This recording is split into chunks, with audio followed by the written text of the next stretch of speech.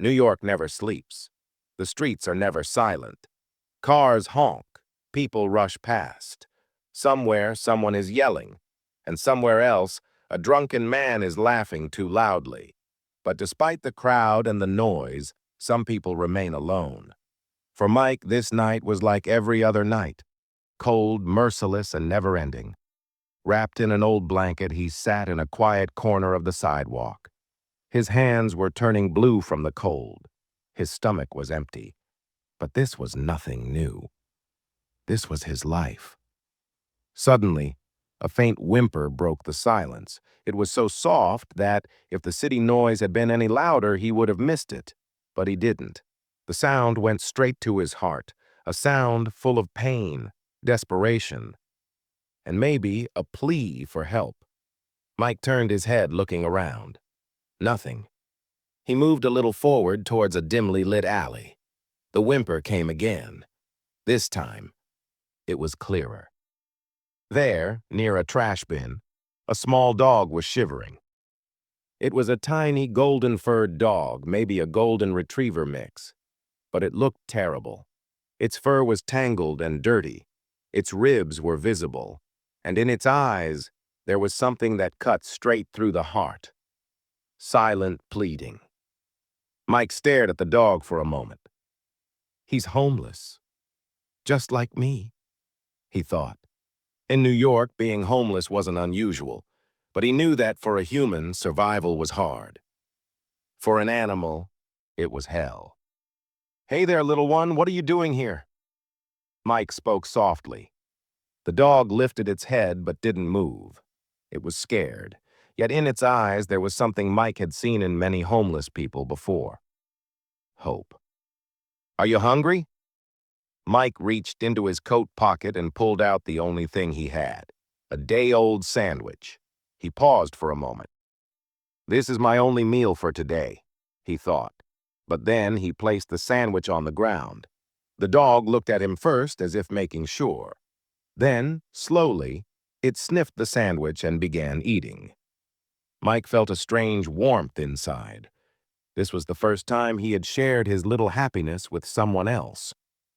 This was no ordinary encounter. Jack's eyes were half open. The cold had wrapped around his body like an unbreakable chain. His worn-out jacket could no longer keep him warm. But despite the freezing night, his heart felt at peace. Right next to him, his little companion, Max, was sleeping soundly. Beneath Max's soft fur, his gentle breaths carried a warmth that reached straight to Jack's heart. It was the dead of night. Suddenly, a strange sound broke Jack's sleep. His eyes fluttered open. Max looked restless. His small paws moved cautiously against the ground, sniffing as if he had caught an unusual scent. Jack scanned his surroundings. Darkness loomed all around. The only source of light was a flickering street lamp at the end of the alley, struggling to stay lit. "What is it, Max?" Jack whispered. Max locked his brown eyes onto Jack's face and let out a small bark. It wasn't an ordinary bark. There was urgency in it, as if he was trying to tell Jack something.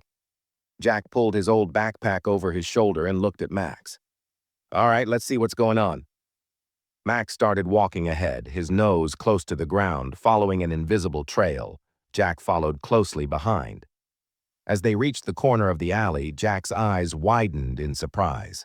A car door was left slightly open. From inside, faint groans could be heard. "Is someone hurt?" Jack muttered to himself. Hesitating for a moment, he peered into the car. An elderly man was slumped against the seat, barely conscious. His breathing was heavy and exhaustion was etched across his face. "Sir, are you okay?" Jack asked softly. No response.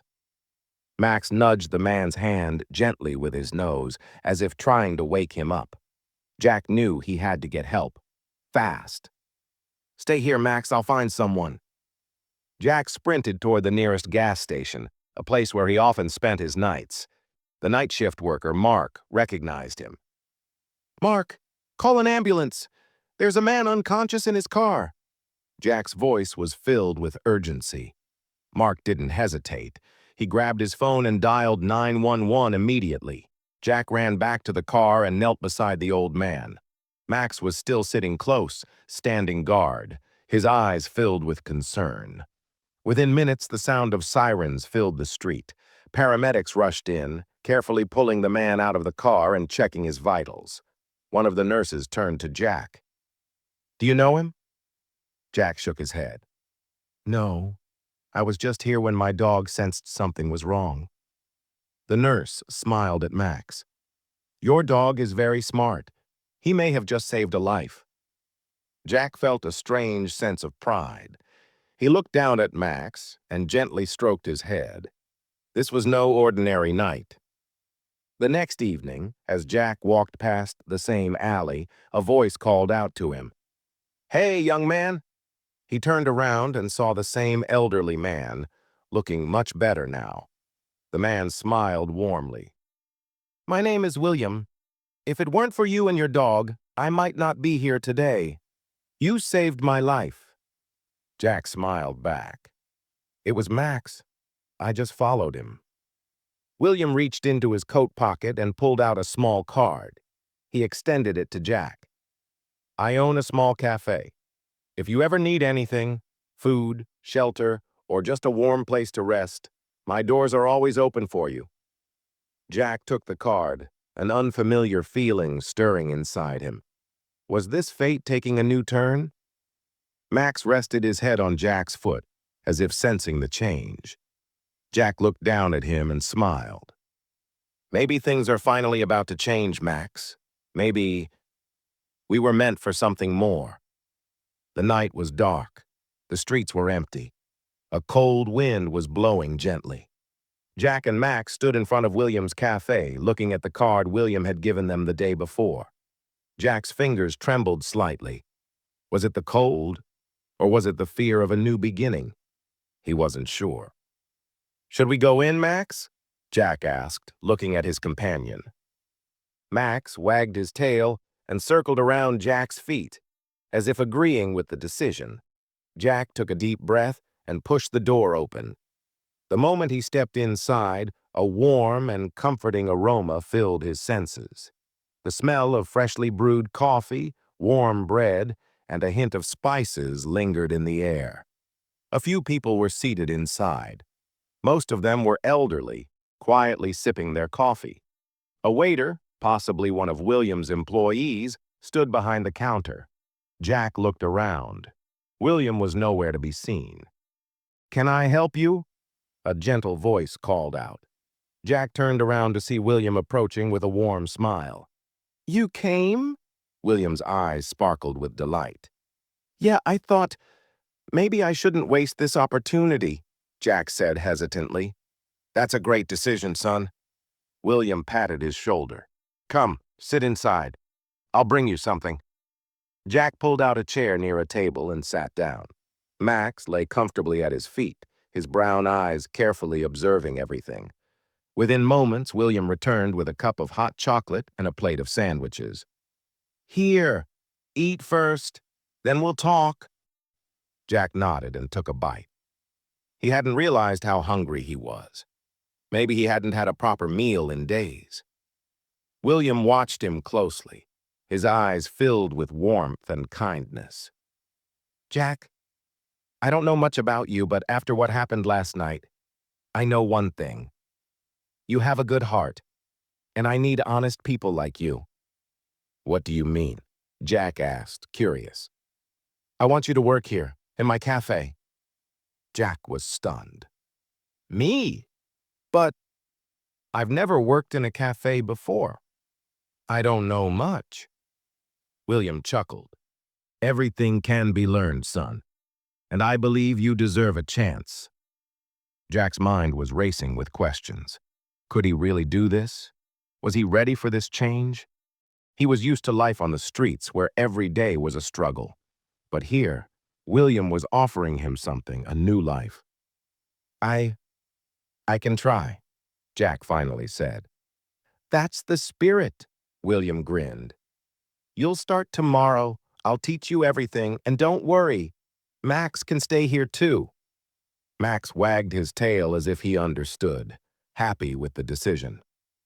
The next morning, Jack arrived at the cafe on time. William was already there preparing cups of coffee. "All right, today we start your training," William said. "First, let's learn how to make a good cup of coffee." Jack watched closely. William ground the coffee beans, placed them in the machine, and carefully mixed the hot water and milk in the right proportion.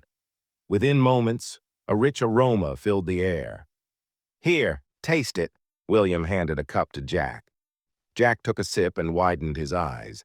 "This is amazing." William laughed. "Yes, and with practice, you'll make it just as good."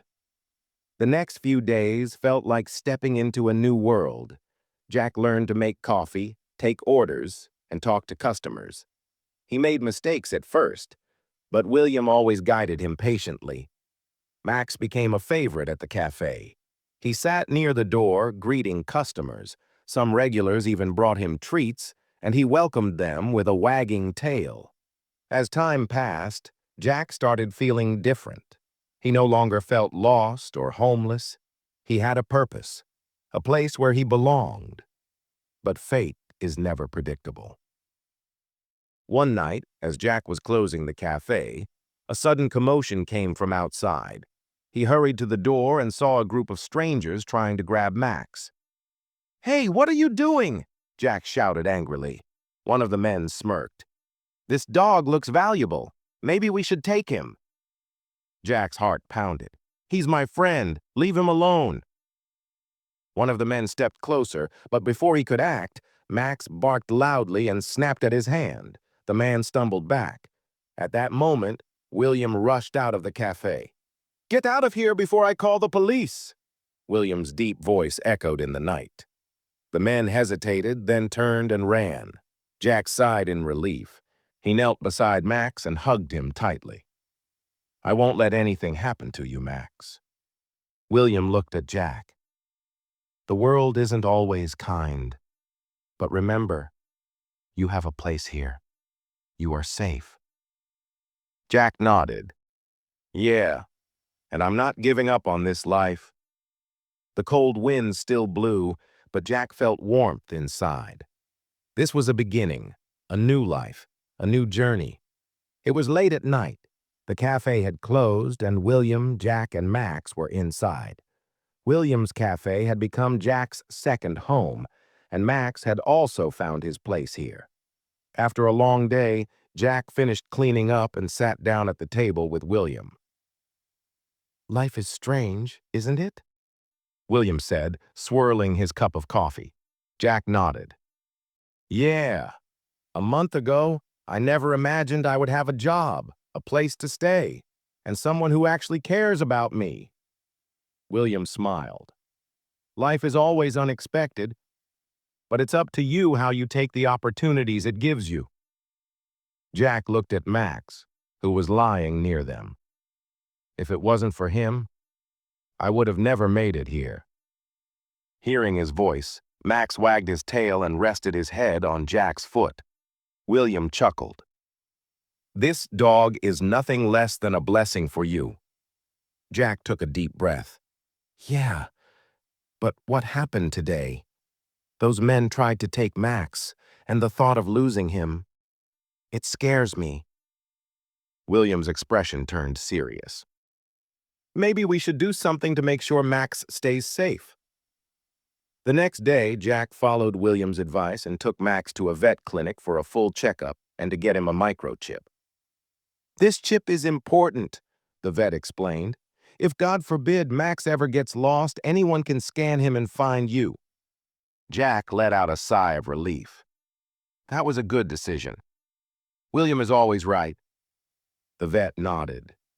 "People like him are rare, those who truly care about others. You're lucky to have someone like William looking out for you." Jack gently ran his fingers through Max's fur. "Yeah, I really am." The cafe was getting busier. William had started giving Jack more responsibilities. He had not only learned how to make coffee, but was also getting better at talking to customers. One day when the cafe was packed, The door opened, and a young woman walked in.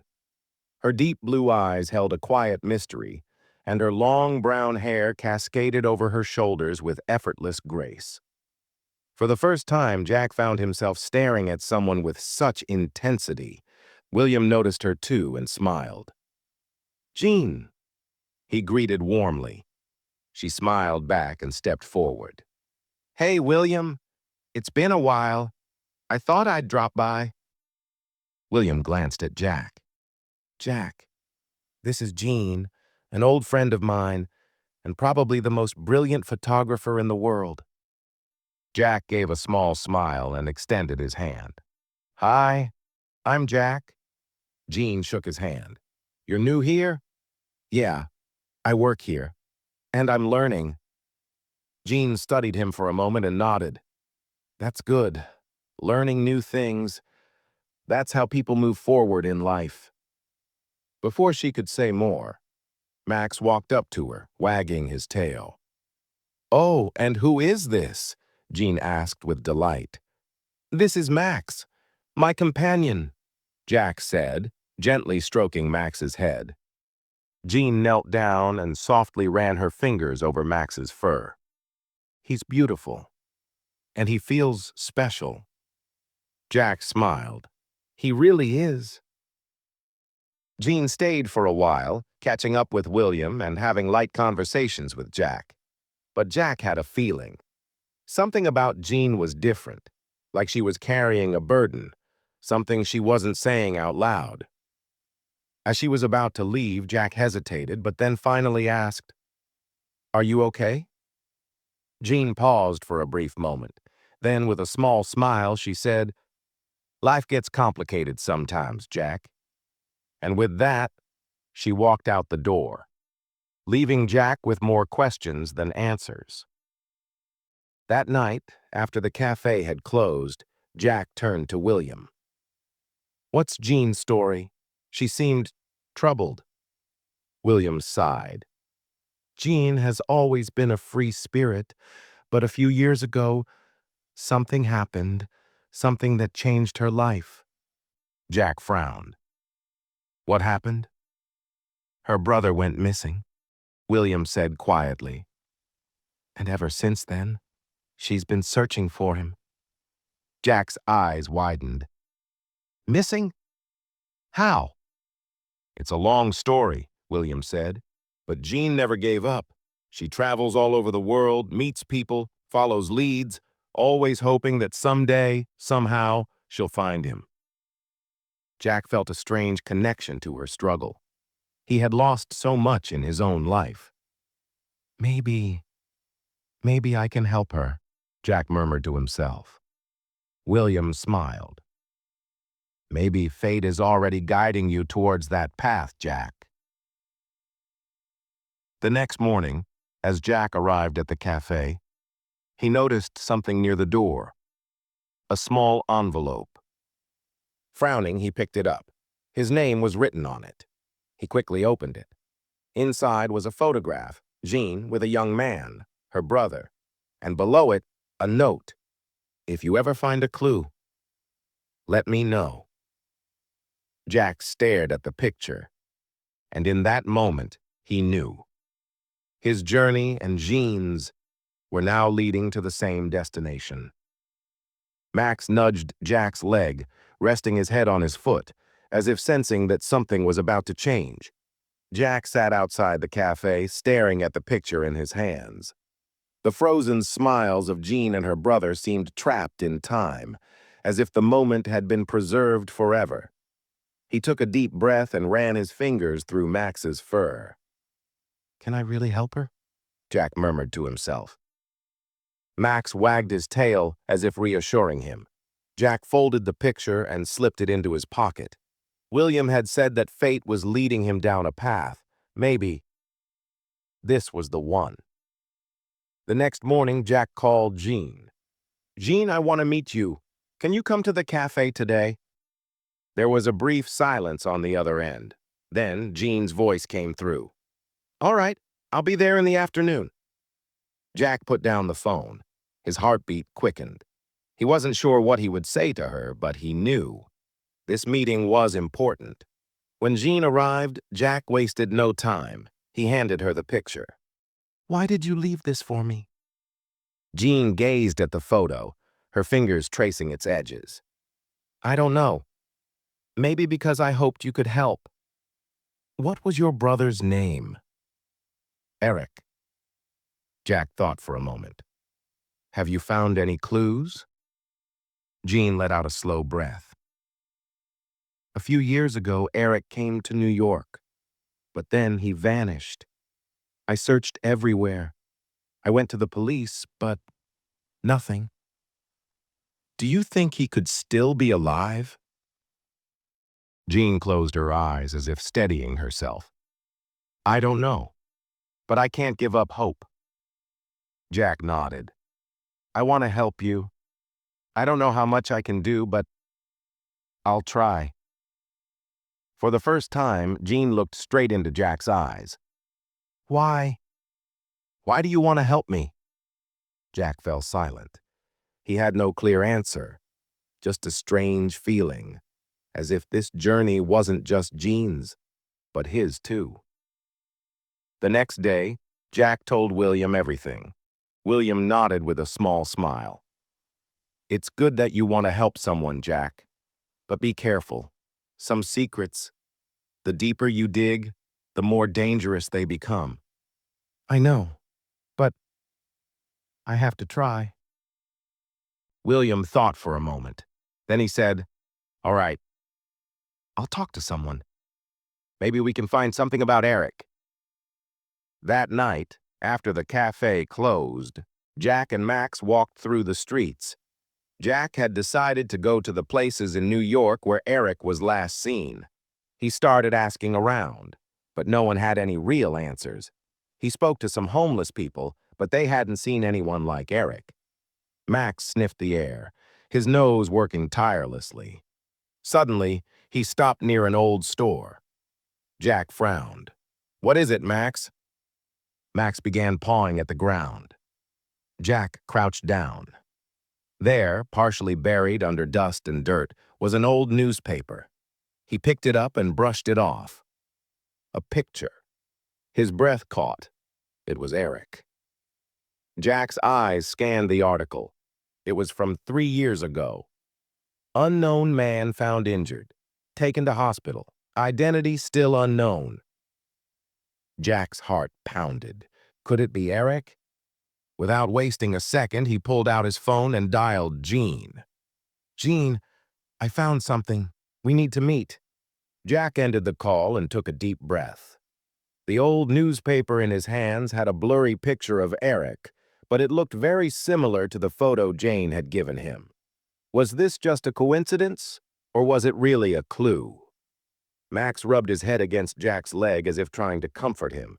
Jack patted his head and quickly made his way to the cafe, where Jane was waiting for him. Jane opened the door anxiously. The moment she saw the newspaper in Jack's hands, a mix of surprise and hope flashed in her eyes. "Where did you find this?" she asked, her voice filled with urgency. "Outside an old shop where most of the homeless people stay," Jack replied seriously. Jane started reading the article. The news report stated that a young man was found injured near a park 3 years ago. He was unconscious, had no identification, and disappeared from the hospital a few days later. "This could be Eric, Jack. The picture looks so much like him," Jane said excitedly, though there was uncertainty in her voice. "But the question is, where did he go? If he's alive, where could he be now?" Jack asked, taking the newspaper from her hands. Jane lowered her head. "Can we go to the hospital? Maybe we can find more information there." Jack nodded. "That's our best chance." The hospital corridors echoed with footsteps. Jane and Jack approached the reception desk, hoping to get details about the patient from the date mentioned in the newspaper. "We can't share too much information," the nurse at the desk said firmly. "It's an old case, and there are no records of that patient." "But if we speak to the doctor who treated him, maybe he can help," Jane pleaded. The nurse looked at them for a moment, then sighed. Doctor, Stephen is on duty. He was here when that injured boy was brought in. If you're lucky, he might remember something. Dr. Stephen was a middle-aged man, with deep lines on his face but sharp eyes. When he saw them, he seemed to realize why they were there. Yes, I remember. That boy was badly injured, barely able to speak. A few days later, he vanished from the hospital. We never found out if he left on his own or if someone took him. Did he say anything? Jack asked eagerly. The doctor frowned, trying to recall. Just one name. I heard him whisper it over and over. What name? Jane asked impatiently.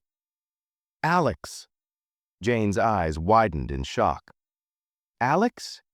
He was Eric's close friend, but he disappeared years ago. Jack thought for a moment. Is it possible that Eric went looking for him? Jane shook her head uncertainly. If that's true, then we need to find out more about Alex. The doctor hesitated before speaking again. There's one more thing. When he was in the hospital, someone came to see him.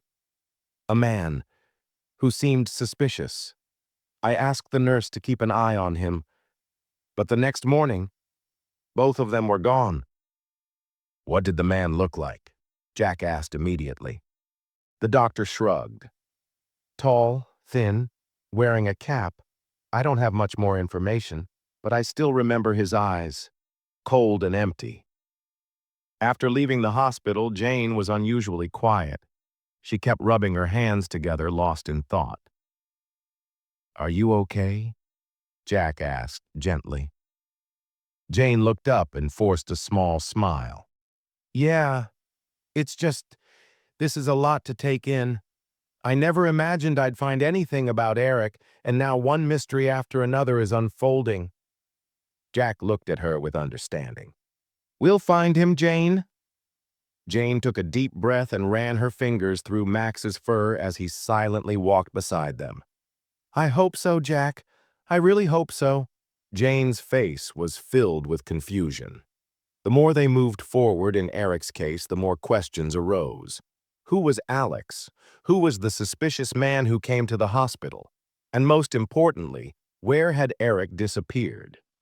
Jack noticed Jane lost in thought. He spoke softly. We need to talk to someone who knew Eric closely, someone who might know about Alex. Jane nodded. Eric had an old friend, Martin. If anyone knows about Alex, it would be him. Where can we find him? In the old neighborhood, where Eric and I used to live. Martin's neighborhood was far from fancy. The buildings were worn out, their walls covered in dirt. Metal bars covered the windows. In the narrow streets, small camps of homeless people were scattered. Jack felt uneasy about the place, but Jane seemed comfortable, like she knew it well. Turn left here. Martin's apartment is that one, Jane pointed. They knocked on a rusty door. After a moment, it creaked open. A tired-looking man with messy hair stood there. His eyes were heavy, as if he hadn't slept in days. Or maybe he was under the influence of something. Jane? Martin's voice was filled with surprise. Martin, we need your help, Jane said quickly. Martin scratched his head and stepped aside, letting them in. The room was a mess. Clothes, empty bottles, and cigarette butts were scattered everywhere. Jack wrinkled his nose. Jane, however, sat down in front of Martin without hesitation. Tell us about Alex, she said, getting straight to the point. Martin's expression changed. He sighed. Alex. He was Eric's best friend. They were always together. But then something happened, and Alex disappeared. What happened? Jack asked. Martin took a deep breath. Alex had problems. He always said someone was following him, that someone wanted to kill him. We thought he was paranoid. But then, one day, he was just gone. Did Eric know something about it? Jane asked eagerly. Yes, but he never said much, just that Alex was in danger and he was trying to find him. Then, Eric disappeared too. Jane and Jack exchanged glances. This mystery was getting deeper. Martin lowered his voice. "There's one more thing. A while back, a stranger came asking about Alex. A tall, thin man. Cold eyes." Jack's heartbeat quickened, the same man Dr. Stephen had described. "What did he ask you?" "Just if I knew anything about Alex." There was something threatening in his tone, like a warning. I lied, told him I didn't know anything. Then he left. Jack nodded. Maybe Eric is hiding from this man. Jane's face showed concern. If he found Eric, then we have to find Eric before he does, Jack said firmly. By the time they left Martin's apartment, the night had settled in. The streets were silent. The air was cool. A strange stillness surrounded them. "What do we do now?" Jane asked in a low voice. "We need to learn more about Alex's disappearance. If we find Alex, we might find Eric too," Jack thought aloud. Max, who had been walking silently beside them, suddenly stopped. His ears perked up. He sniffed the air as if catching a scent. "Max?" "What is it?" Jack asked, confused. Max let out a low sound and looked toward a dark alley. His eyes focused on something. "Someone's there," Jane whispered. Jack signaled Max to stay alert. He stepped forward carefully, but as they moved closer, the shadow in the alley moved away. Then, it disappeared into the darkness. "Someone was listening to us," Jack said, exhaling deeply. "Could it be the same man?" Jane asked, her voice tense. "Or someone else? Someone who knows about Eric?" Light rain had begun to fall. Jane pulled her jacket collar tighter around her neck, while Jack took a deep breath. Their steps had quickened, as if they could sense an impending danger. Max walked silently beside them, but his ears were perked up, alert to every sound. "Jack, someone is watching us," Jane whispered. Jack responded in a hushed tone. "I feel it too." They quickened their pace even more. But as soon as they turned into a deserted alley, a shadowy figure appeared in front of them, tall, thin, and with his face hidden beneath a deep hood. "You shouldn't have meddled in Eric's affairs." The man's voice was cold and threatening. Max growled and took a step forward. Jack quickly grabbed his collar. "We just want the truth," Jack said firmly. The man chuckled, a hollow, lifeless laugh. "The truth? Do you think you can handle it?" Jane stepped forward and asked, "Where is Alex?" The man fell silent. His fingers twitched slightly as if he was considering something. Then, suddenly, he threw a piece of paper towards Jane and stepped back. "This is your last warning. If you don't step away, the consequences will be severe." With that, he vanished into the darkness, as if he had never been there. Jack bent down and picked up the paper. It had an address written on it, leading to an abandoned part of the city. "Where is this place?" Jack asked, puzzled. Jane examined the paper carefully. "It's in the old industrial area of the city, where most factories have shut down." "This feels like a trap," Jack said with concern. "Maybe, but we have no other choice. If this address is connected to Eric or Alex, we have to go there," Jane said with determination. Under the cover of night, they headed towards the abandoned area.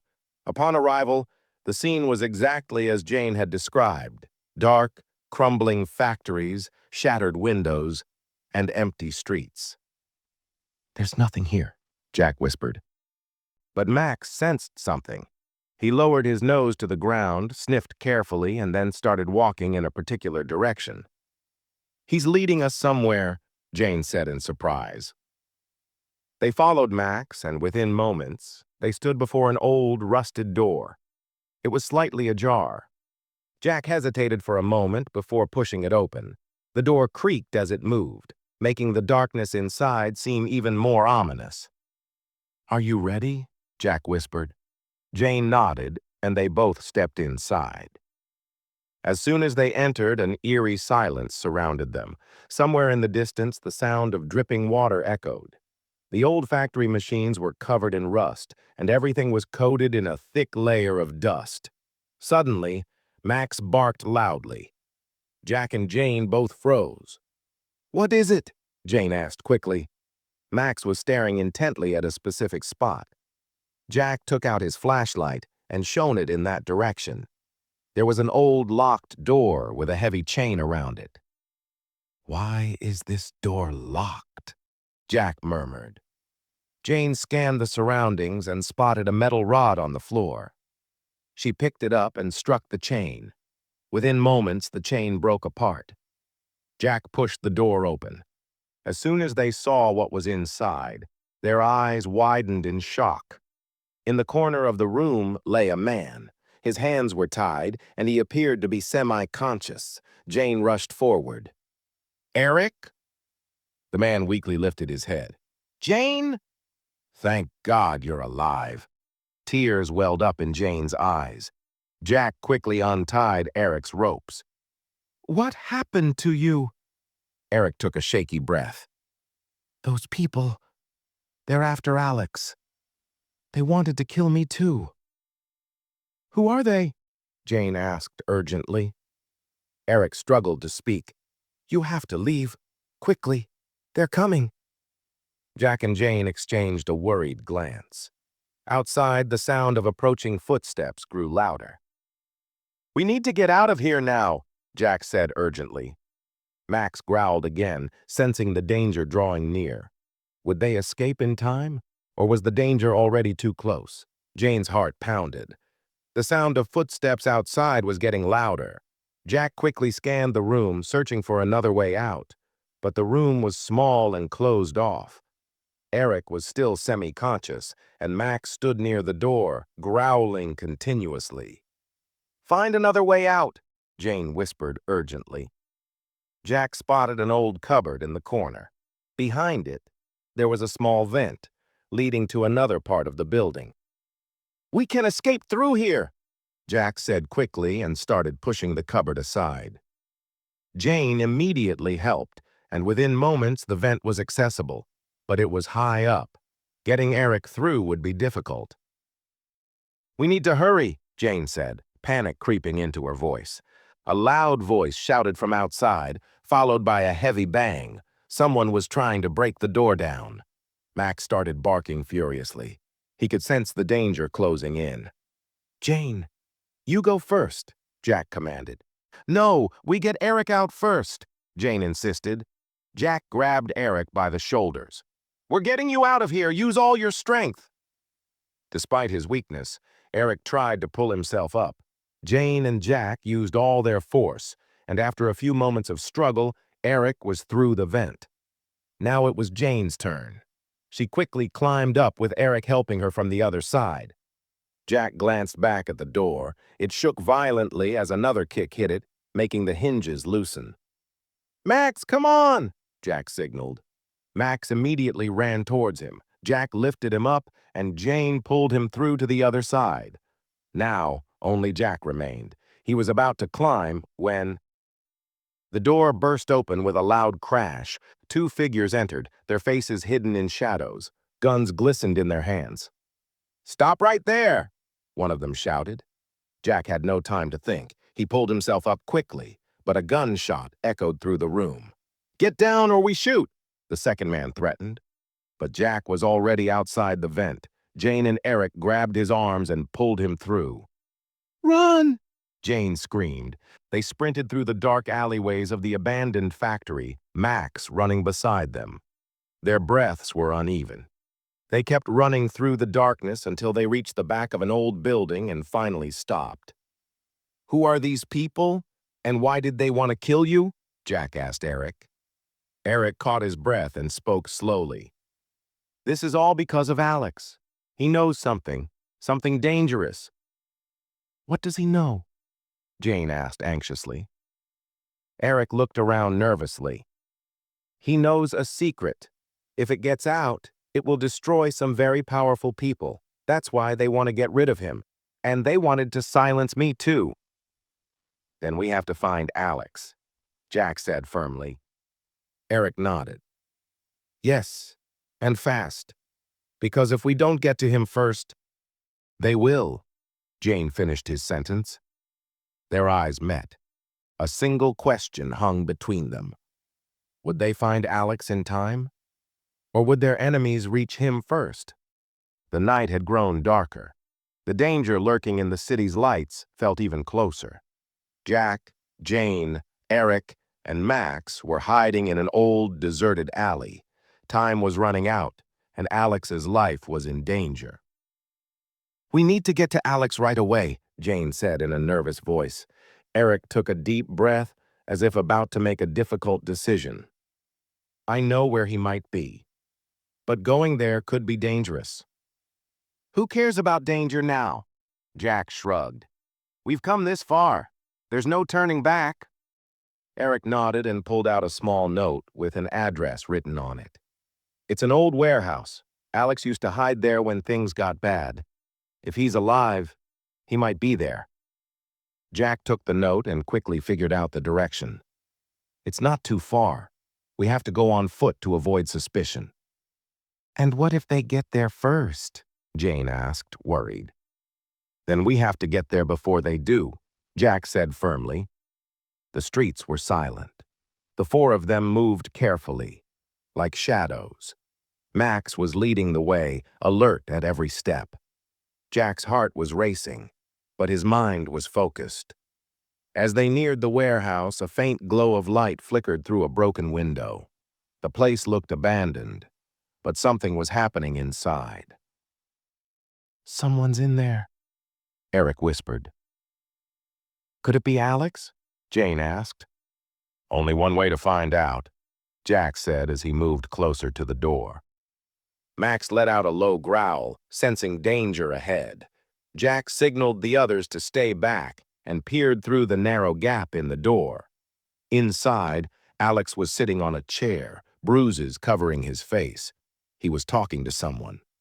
Jack squinted and recognized him. It was the same man who had tried to kill them at the factory. We're already too late, Eric whispered. No, not yet, Jack said in a hushed tone. We need another way in. At the back of the warehouse, they found an old, rusted door. Jack pushed it gently, and to his surprise, it creaked open. Inside, they saw Alex tied to a chair, while the man leaned over him, speaking in a cold voice. Your time is up, Alex. Whatever you know won't stay with you much longer. Alex let out a weak chuckle. No matter what you do, the truth will come out. The man growled in frustration and punched Alex hard in the face. Jane gasped quietly, but Jack gestured for her to stay silent. They had to act fast. Max, stay quiet, Jack whispered. The dog lowered his head, waiting for the signal. Jane glanced around and spotted a metal rod on the ground. She picked it up and showed it to Jack. He nodded in approval. Eric, as soon as I attack, cut Alex's ropes, Jack instructed.